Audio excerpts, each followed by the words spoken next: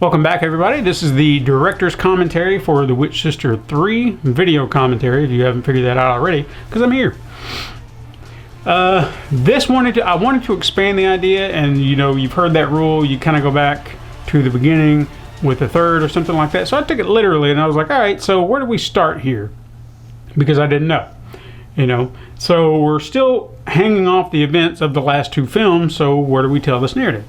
Now, this opening here, I changed this completely because there initially was no music. So I redid this title here. I added background music to kind of flow in with the scene as it's going along, which I think kind of adds a little something to it. And there was going to be more changes, but changes for this one without having the original footage are going to be difficult. Now, this is my ex-wife, Ellen. You know, people will be like, oh, well, there's bad blood there. Well, not going to say anything. Not going to say anything. Now, you'll notice, again, comparing the two. If you go back and look back and forth, I did darken this one maybe just a tad too much. It's up to you. I was really trying to enrich the colors, really try to make them pop. Colors here, because everything else is so blurry, but that's because of compression that I did. This was a scene I was going to change, but I didn't, because it didn't work. The music here works. You know, don't change what works. But I love this scene. I think maybe I was even going to trim a little bit of the run out, but I didn't. And then of course it leads right to what would be the beginning of part 1. And then of course these credits here. Oh man. I feel like I outdid myself here. This is something I am a little excited about as far as the credits go. And I probably could have made those 3D, but then the music just kind of swells, you know. And I didn't want to have to put all this stuff here, but to make the music work for that, I had to. And then here we go, credits. And I'm still trying to get the lighting thing down, but here we go. And then it just, I love it. But yeah, we're picking up from the last one. Yeah, I got a beer. And I gave my ex-wife her maiden name because stage name. You know, my wife Katrina now. You know, anytime we've done Man Cave or things like that, she goes by Katrina Mason. Stage name. That way, it's not white. It's just some hang-up I have. But yeah, I completely redid the credits here, which are much better in my opinion. Pick up from the end of part 2. Jade's stuck in the TV, but we haven't seen the mother before now, so we were trying to get some context as to where she was at the beginning. That was a nice little effect, right? Anyway,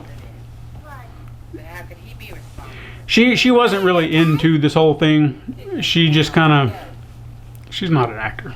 I can't expect to make apple sauce out of oranges. I like that. Oh, and Starla's killing it here. Jade too. I'm not knocking Jade. And then she just, and I left that there because there's no wall or anything like that. I wish I could have changed that effect somehow, you know, but maybe I could have. I don't know. It's too late. And I'm trying, man. I'm really trying to get into my role here, but you know. And here she comes floating around. Yeah, this is like real effects heavy. Like I had the door effect. Still works. It's crude, but it works. You know, and she's looking in it. And then here we get a little. And I will say this, I was actually complimented the way I told this story between the two of them going outside and then the two of them having their conversation. The editing here. This is the first time my editing was really like, dude, you've got some editing skills. Like you figured it out. It wasn't anything in my head that I was just like, oh yeah, you know, like I knew editing. It's just how it came to me, you know, it was like how I saw it. So apparently I just have an eye for it and I didn't realize it. And there was the story that's being told here, you know, I was trying to build something. I was trying to build that there was a deeper reason as to why Jade is evil and, you know, why the mom is evil and all this other stuff. I'd say it's more explained in the script that I have written that's not been produced yet. So maybe you'll see it, maybe you won't. Who knows? Yeah, and he's just like, I'm making fun of myself. Now this effect right here, there's so much more that could be done here. This upcoming effect is another thing I'll kind of touch on here in a minute. And then we see Starla, she's getting her powers now. And we're like, where the hell did she get her powers? you know, she had her power. She's always been a witch. She just took a moment. And you'll also notice little quick cuts between the lines that they're saying. It's because trying to direct kids 4 and 5, you got to do what you can do. I wasn't making this for TV. YouTube I didn't even know about. Now they're friends. And this music got changed too. There was a different track on it, still on the original, so if you want to go back and look at that, you can. But it was one of those, it was copyright hit, but I'm still getting hit with copyright, so what can I do? What can I do? But no, this has always been one of my favorite shots. It's just supposed to show their unity, like they've teamed up, they're trying to, they're gonna fix everything. Oh man, I saw it. There's a quick shot there. If you go back and pause it, I'm gonna do it right now. And right there. Oh, okay. So I'll pause it. You're gonna get to see it. You'll see like a quick shot, and it was the cap, the lens cap for the camera. You see that? So, and there was nothing I could do about that unless I reshot the whole thing.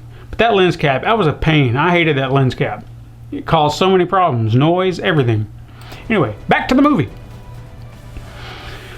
And then we see them, and we zoom in right there on their hands. I'm sure I did that on purpose, but I'm not going to swear to it. And then she's like, oh, let's go tired. See all my Spider-Man posters in the back. I was huge in Spider-Man then, still am now. I'm not like that anymore, boy. She told her. Now this, initially it was just me being me. Obviously no makeup or anything like that. And I thought, how is this a monster? You know, I'm just acting like a monster, like something a kid would do with her, or dad would do with their kids, which I'm sure it works, but I wanted it to be more. I wanted it to be, you know, this. So I rotoscoped my entire body, skin, and everything. And don't worry about them. I know that looked pretty vicious, but they were fine. But it was a daunting task, let me tell you, you know, but again, crude as it is, I'm proud of it, you know. I'm proud of what it looks like for what I did. You know, I can't expect great things. And then I fall down. And this is supposed to be a romantic thing, you know, and the kids are checking on their parents. They saved their parents from evil. And then she goes, walks over, and then, mommy, is she fine? Okay. Yeah. Oh. And then the acting, you know. What can I do? What can I do? And then this was supposed to be that romantic moment. I was like, oh, the couple, they're together. And I trimmed that a little bit. Sue me. And 1 year later, I probably could have changed that, but that's the original font and text and whatnot. And then we see little Piper. She's there. She's born, which, you know, you'd wonder, hey, she was the thing that the other one turned into, so why is she? Don't try to understand it. But then there was supposed to be, you know, hey, magic. There's no magic in the family, and you can have a perfect family without magic. That's the beauty of it. That's the magic of the magic. That was the corny wink, wink, man. But yeah, I mean, I'm not gonna knock it. It's what I was doing at 24. But yeah, that was the movie. What more can I say about it? I was really trying to, this is my first time to try and work out a narrative, to try and work on something bigger, because I'd been building on this narrative, so I probably could have turned it all into one movie if I really tried, but it all works in the sections that it is. You know, it's something I have pride in because of the things that I did in it and the effects. And if you'll notice at the end, he said, we bound our powers, or should we have not bounded our powers? Or the mom said that. And that was always a sticking point for me going forward, because I did write, and you may have heard in the podcast, I wrote The Revenge of the Witch Sisters, or The Return of the Witch Sisters, excuse me, and it's supposed to work from that. Like, well, if they don't have their powers anymore, how's there going to be a new one? I got the narrative, I got it figured out, but it's just whether we'll film it or not, and I can do it, because I feel like if I could do it, I feel you compare the two, and you're going to be like, holy shit, this is miles ahead of where you were back then. And that's the point. I don't want to do this again, because this is learning. This is originally starting out. 24, man. I've grown. But yeah, hope you enjoyed watching these little movies. You can go back and check them out. Go look up the old ones. They're a lot farther down the page, but there is a playlist called Short Films of 2004, so that you can find these and others that we're going to be reviewing over the next few weeks. I'll see you next week. But wait, there's more!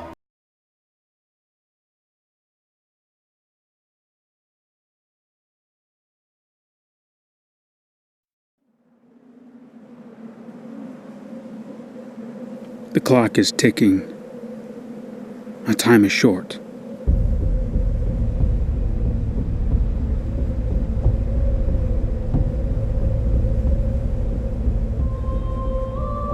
Something is killing me. I feel it every day. I felt it since that day 8 years ago. To spare my family of any pain, I pushed them away and consumed myself in solitude. But even as I begin to accept my fate, I still search for hope, ask for forgiveness, and pray for a miracle. Because I want them to know everything I have done was for them. For when evil returns, so will they.